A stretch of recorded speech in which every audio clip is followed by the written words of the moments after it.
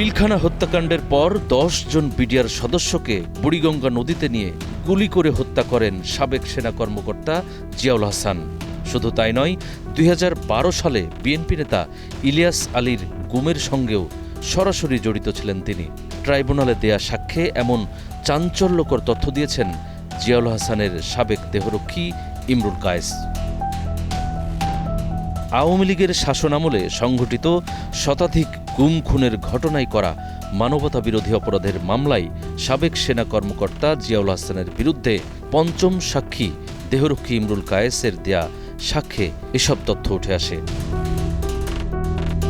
দেশজুড়ে পিলখানা হত্যাকাণ্ডের পর অপারেশন রেবেল হান্ডে প্রায় ১০ বিডিআর সদস্যকে ইনজেকশন পুশ ও বুড়িগঙ্গা নদীতে নিয়ে গুলি করে হত্যা করেন বলে সাক্ষ্যে উঠে আসে।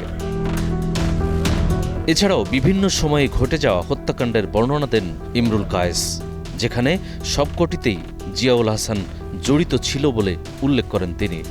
চলতি বছরের ১৪ জানুয়ারি অভিযোগ গঠনের মাধ্যমে জিয়াউলের বিরুদ্ধে বিচার শুরুর আদেশ দেন ট্রাইব্যুনাল ১।